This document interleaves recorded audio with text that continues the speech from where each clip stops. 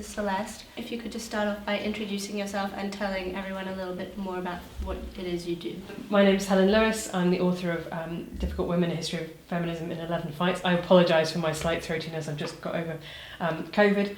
And my day job is as I'm a staff writer at The Atlantic. And I wrote the book Difficult Women because feminism was very zeitgeisty in the 2010s, and I think lots of young people got really interested in it. And I wanted to collect in one place a kind of accessible history of the fights, really, that led us here, the fight for the vote, the fight to get rights to divorce, and what really helped women make those changes, the ways in which they had to make compromises, for example, the ways that they were attacked as being obsessive, or the backlash that they faced, and try and tell that story through the changes that happened. What defines a feminist? What is your definition of a feminist? I defer to Chimamanda Ngozi Adichie, the brilliant Nigerian writer, who says a feminist believes in the political, social, economic equality of the sexes. And I think that's a really good way to frame it, because it's not just about equal rights, although those are still in many countries, we haven't got there yet. So equal legal rights, but also economic rights are really important too. So women take a really big hit if they have children and their lifetime earnings never recover. That is something that is, that is only redressable by policy, by government policy. So that's really important. And then socially, I'm a woman who talks in public a lot, and it does bring an enormous amount of backlash. And I think if you look at the way that women in politics face an enormous amount of abuse, for example, there is still a certain resistance to women speaking up and having a voice and being ambitious or being, domineering or whatever it might be. So all of those things I think are really equally important. You have an extensive background in journalism. In 2012 you coined what you referred to as the Lewis Law, wherein the comments on any article about feminism justify feminism. Would you be able to expand on this? Well, luckily, I think the era of internet comments is sort of slightly over, but it was very noticeable to me when I used to write articles about feminism at that time, that you would have the same kind of 5 or 6 things would come up. So you'd write about the pay gap and people would say, what about FGM? And you'd write about FGM and no one would care, right? So it wasn't actually that they really had a real care about, female genital mutilation. They had a really deep interest in that issue. They just anything that you were saying was the wrong thing to be saying. You should be talking about something else. Or you would get attacked as being ugly or a harpy or whatever it might be, one of those things. So there is no way to run into the fact that there are still some misogynists out there than to be publicly a feminist. And so that was what I was trying to pick up with that law. How, if so, does the fact that you work in a predominantly American newspaper affect your journalistic style or abilities, and how does it differ from other newspapers you've worked with? Well, they love me writing about the royal family. I think that's true. One of the things I've discovered is that the Americans, despite kicking out the British royal family 200 years ago, are still quite interested in what they're up to, which was a bit of a surprise to me. So I ended up writing quite a bit about Prince Harry's memoir, about Meghan and Harry, the Netflix documentary. So it's quite fun being British correspondent and writing about your own country for people who don't live there, and trying to say, yes, it is actually, you think about it, quite weird that we have, hereditary peers, lords and ladies still sitting in our parliament. I can understand that if you're American, you think that's a little odd. So that's fun, I think. But then the other fun part of it is writing about America from the perspective of somebody who also sees it as quite strange and alien, and lots of things that my colleagues completely take for granted seem very odd to me. So I've just been in Florida writing about that, and my boss said to me, write about Ron DeSantis, who's the governor of Florida, like I would write about the president of Uzbekistan. Don't be afraid to say this doesn't make sense to me, and write it from that explicitly outsider perspective. And as a journalist, I think that's what you're always trying to do. You're trying to get out of your blinkers that all of us are in because we've grown up in a particular historical period in a particular culture, and there are things that we think are absolutely natural. To a lot of people, people in America in the 1700s, slavery was absolutely natural. It was the way things were, it was how society was obviously organised. Some people would have even argued it was ordained by God, and it took lots of people realising, no, this is a great moral crime, we have to change this, and fighting against it for that practice to end. So as a journalist, you should always be thinking, what do I accept as unquestionable and true? What do I not even think that I think? Where are those invisible walls inside my head? And writing for another country is a really interesting way of doing that. You mentioned in your talk earlier that progress does not only go one way. Do you feel that this is an issue in the US, especially regarding the recent overturning of Roe versus Wade? Yeah, I think it absolutely is. So the Dobbs decision at the Supreme Court, which is what you're talking about, essentially overturned Roe versus Wade. Now, I think it's reasonable to say that Roe versus Wade was a very odd law. So essentially what it was it allowed abortion on privacy grounds, said that the state couldn't intrude into women's privacy. And that's, that was a Supreme Court decision. What most countries in Europe, my country in Britain, decided to do was specifically legislate a right to abortion. And that's complicated in Britain because you have to have the sign off of 2 doctors and it's only allowed up until 24 weeks. There are caveats built into that. But because there was never that legislative process in America, it meant that it all rested on one legal decision. That was a very fragile basis to build abortion rights on. And you might say that the feminist movement in America either failed or was overly complacent in not thinking we need to push this legislatively. And one of the really big problems that has led to is the fact that because America is 50 states, and now you don't have any federal, kind of constitutional right to abortion, it's in very different places. The laws are very, very different. So you have some places that have abortion laws that by European standards seem incredibly relaxed. For Catholic Europe would be way too relaxed, versus some states where there are now almost total bans.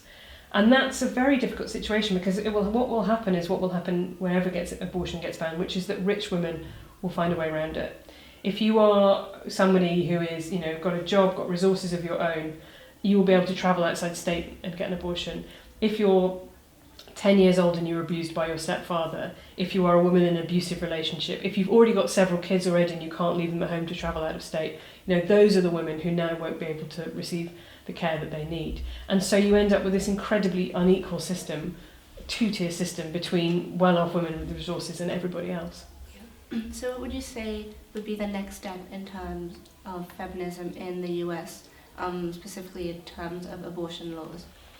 I mean, I think that at state level, trying to get through protections up to a certain level. So, Florida being a really interesting example because it's controlled by Republicans are an anti-abortion party, and they allow abortion up to 15 weeks. Now that might change, but that's not so far off where the law is in, I think in France it's 12 weeks.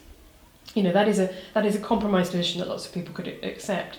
So fighting in the state houses to get people elected at the state level and getting, modest, even if you can creep up incrementally, like modest abortion, even if it's only until 12 weeks or whatever it might be, that one of the things I really learned during this book is that you can build on small victories.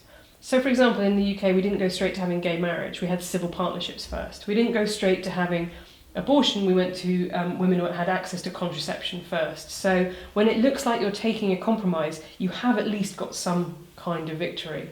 And that's what I would say, I would argue that American feminists need to do, is they need to just establish some very minimal abortion rights everywhere in the places where it's most needed and keep trying to build on that to get to where they want to be. And to shift the focus back to your book, you speak about women in history becoming campaigners. What makes someone a campaigner and what is the importance of being a campaigner? I think for many people they come to campaigning through something that happened in their own life, and I think some of those people are the most effective campaigners. Somebody who has been through an abusive relationship, for example, and decides that they want to talk about it. They don't want to carry around the feeling of shame about that, and they want to campaign against it. The families of women perhaps who've been killed by abusive partners, they decide that they want to speak out and have some connection to it. But there's also a wider kind of campaigning, which is a sense of solidarity with other women. And that's what I found when I went to Ireland, Northern Ireland, to talk to women in their 50s and 60s who were prepared to buy abortion pills off the internet and get arrested over it. Now, they were past the age of having a pregnancy, right? They were never going to need these pills themselves, but they were worried about women the age of their daughters and granddaughters. And they also said very sweetly, well, it's not going to ruin the rest of my life if I get a criminal conviction and I can't, go travel abroad or work with vulnerable people. And Diana, one of them, said to me very sweetly, if I have to spend a year in prison, I can really catch up on my reading, which I thought was a bit hopeful. But I really found that very moving, that sense that you cared enough about other people, you felt some kind of kinship with them, that you were willing to give up your time and take risks on their behalf. And this idea of teamwork, especially within the feminist movement and lots of movements and change. How important is it to present a united front? Not that important, I would say, and it's also, it never happens. I don't know if you have read about the history of feminism, but people fall out with each other really quite a lot. And I think what you have to do in order to unite people is you have to really be very open and upfront about what your goal is, that you're all there to do a particular thing. You're all there to get women the vote. You're all there to get, abortion access up to 12 weeks. And that allows you to make strategic alliances with people you might not disagree with, you might not agree with about everything else, right? Or you might not personally like, which I think is a very important point, but you're all there to do a job. And with the suffragettes, it's really noticeable that they were from all across the political spectrum. You have women who ended up being communists and involved in the anti-colonial movement, all the way through to the far right, where you have women who end up being fascists, and all the spectrum in between. And what they all were was political. They all wanted to have a political voice. And so they were able to come together to fight for the vote. But immediately afterwards, lots of them were tired, frankly, exhausted from all the force feeding and stuff like that. But the suffragette movement almost instantly splintered because they didn't all want the same things, except for one thing. And I think that's the only way that you can run campaigns. It's not a kind of therapy workshop where everyone sort of sits together and hands like, oh, you're great, oh, you're great, you're great. No, you're there to do a job, to do the work. So you've mentioned in your view that self-identification of transgender women poses a risk in places such as rape shelters and could increase the number of sexual assaults, for example, in changing rooms.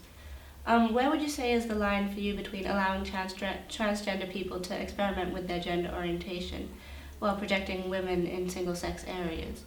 Well, I think of myself as a fairly minimalist gender-critical feminist in the sense that in most cases I'm hugely in favour of people being able to express themselves the way they want. I was a very gender non-conforming child. I was a real tomboy. Lots of my friends growing up were gay men who felt really alienated from straight male culture. They got really picked on, that they didn't like the things they were supposed to like as men. So I think we really need to do a huge amount of work in breaking down those kind of boundaries. So I'm entirely in favour of people presenting themselves how they want, living their lives free from discrimination and harassment. There is a specific problem which isn't a trans problem, it's a male violence problem. And it is the fact that statistically male people commit far more violence, both sexual and otherwise, than female people. And so that is the reason why we have single-sex prisons. We don't have male and female mixed in prisons. So what we need to do is we need to ask, what are the steps that a male person can take that can make them less of a risk to women? Because there is no way of telling who is and who isn't, and you can't take people's word for it when in that situation. And so there are things that materially change someone's risk profile, for example, being on hormone therapy, for example, having surgery. For example, having demonstrated a commitment to live in the other gender for several years. All of those things are stuff that we could take into account. But my problem would be purely doing it on say-so people, particularly in a prison context when you're talking about people who are offenders, have demonstrated they're not trustworthy people. That's when I think it is somehow really troublesome. But I think when people hear that, they think that it means I somehow don't accept people for who they are.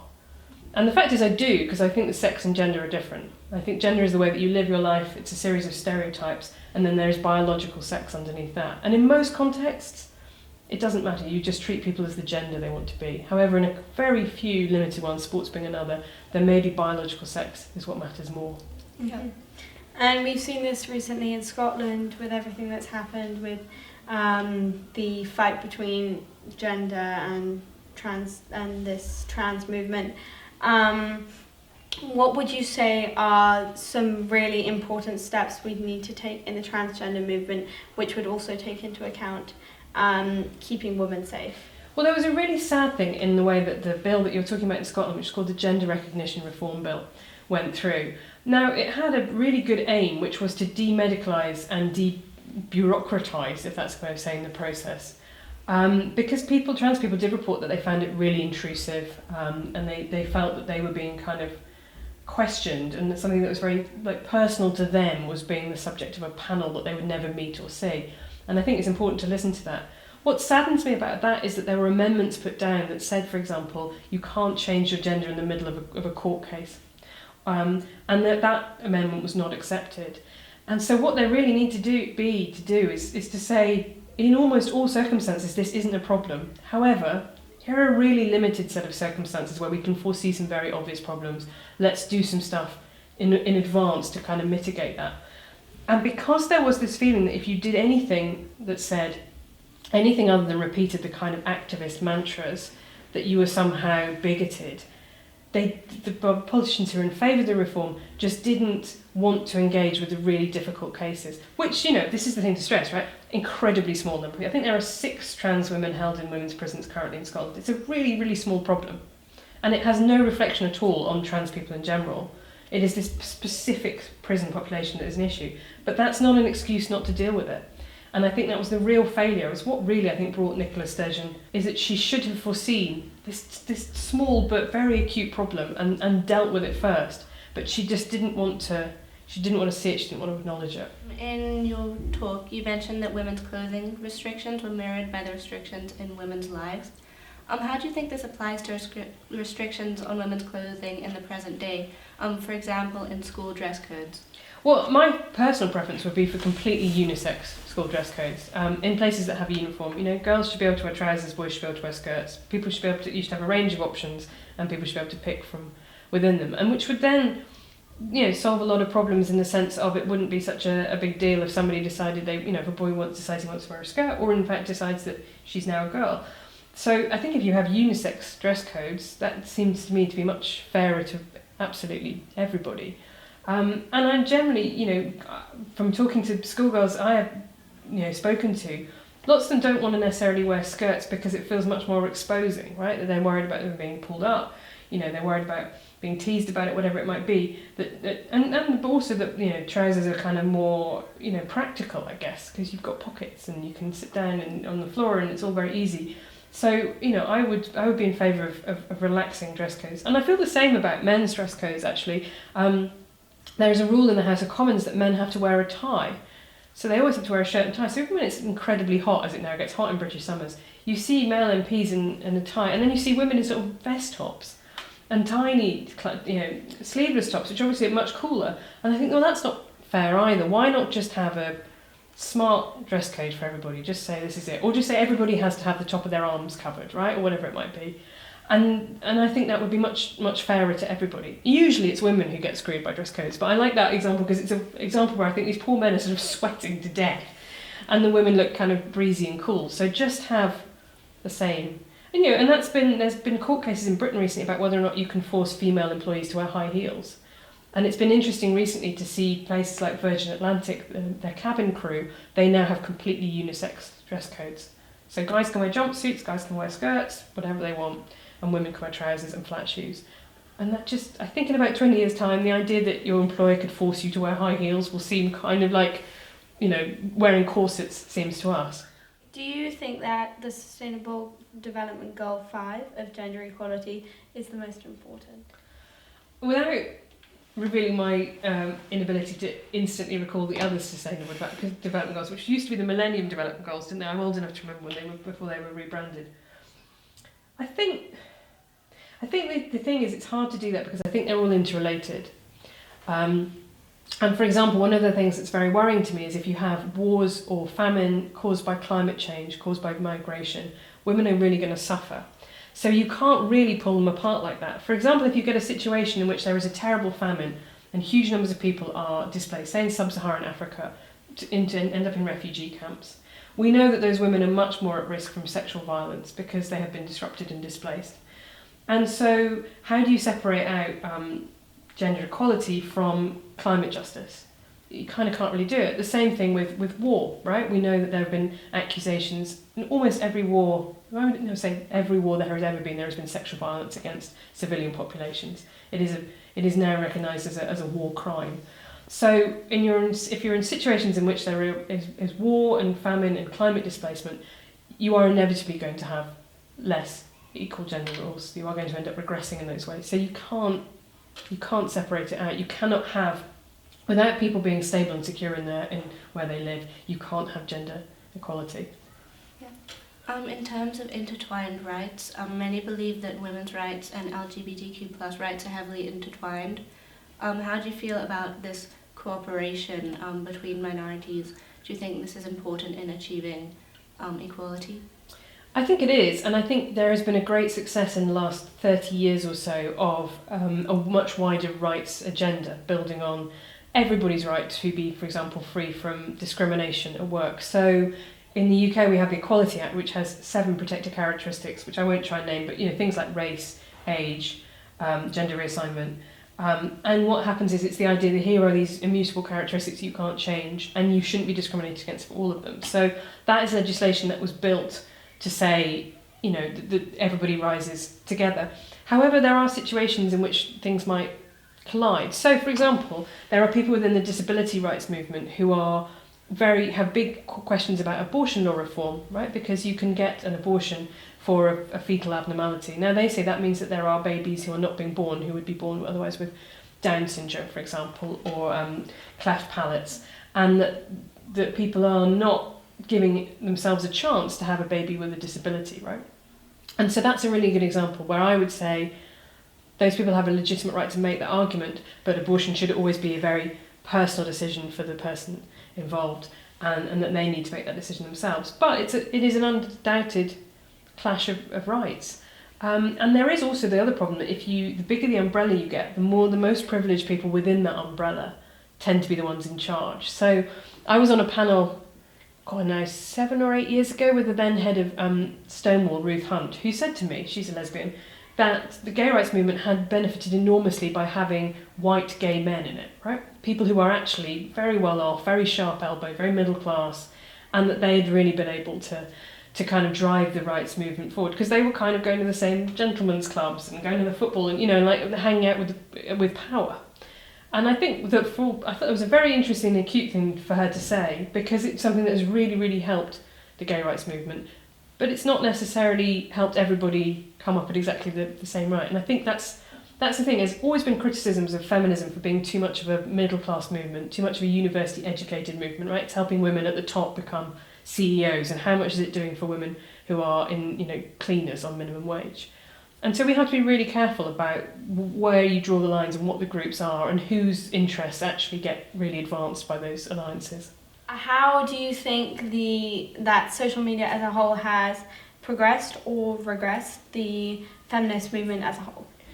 I think it's been really important for consciousness raising. So things like everybody's invited. The websites that allow teenage girls to share their experiences, I think are really powerful, because one of the things that feminism has always done is made unspeakable stuff speakable. So the idea that you would find out that other people at other schools were going through the same thing and you weren't imagining it, you weren't being hysterical, I think stuff like that is really important. The downside of it, I think, is that we know now that some teenage girls specifically are really badly affected by social media. It makes them much more anxious, much more aware of their bodies. And that's not all girls, but it does seem to be far more girls than boys. And it does allow kinds of bullying, frankly, that were not possible when I was young. I spoke to a social media theorist who said the thing was that you used to be able to go home from school and then you'd be safe, but now you're not. You're carrying your bullies around in your pocket all the time. And I think that's something that we are still kind of learning how to deal with. But I think your generation's in a really interesting place, because this is all you have ever known, right? I'm still old enough to be lumbering around as a dinosaur who remembers having to go and use a payphone on a corner. So I think I've probably seen the struggle a lot more. Whereas for you, it's like this, what I mean, kind of the invisible walls, right? This is just, obviously you would have a phone, obviously you would do all these things. So it will be interesting to see how that develops. Just as a final question, what is your opinion on equality versus equity regarding feminism and equal rights for women? It's a very difficult question. So equality being the old-fashioned idea that you treat everybody the same. Equity, this newer push for the idea that there are groups that are historically kind of further back and they need extra help. And that's often seen through, should you have quotas? Should you have reparations? Whatever it might be. I think there's a merit to those arguments. The Labour Party, the left-wing party in Britain where I live, had all-women shortlists. And it did that in order to get over the fact that women just weren't getting selected to compete for members of parliament. If anything, now it's been too successful, because 51% of the MPs are now women. Women are now majority. So they don't use them anymore, right? So they don't need them. And I think that's a good example of something that, was an equity drive that and then has ended. I think reparations are a more tricky example because I don't know how you distribute out that money, and I don't know. So places like New Zealand, for example, or Canada, they allot money to either First Nations people or Maori people, of people of Maori descent, based around kind of genealogies and stuff like that. And it becomes kind of, after 3 or 4 generations, it becomes quite sticky to say that this is, this person is deserving, but this person who's Maori ancestry is one more generation back that isn't deserving. What I think I would prefer in situations like that is progressive policies. So universal policies which benefit those at the bottom more. And I think those also cause less backlash. So a really good example of that would be something like social housing. So rather than saying this city is going to provide housing free to African Americans to make up for the legacy of slavery, saying this city is going to produce housing that will be at below market rents for anyone who earns below X $1,000s a year. Now those people in lots of parts of America are more disproportionately likely to be black, because black families have much less generational wealth than white families. But it's a universal. You're not saying to white people in America, you're excluded from this isn't for you, this isn't helping you, which is the kind of thing that frankly makes them vote for Donald Trump and people like that. But what you're doing is designing a policy that helps the people at the bottom more. So I think there are times when I think equity is really interesting, but I think you have to be really careful with it, because it can feel like discrimination in the other direction, and it can provoke a backlash. Fantastic. Thank you very much. Thank you so much.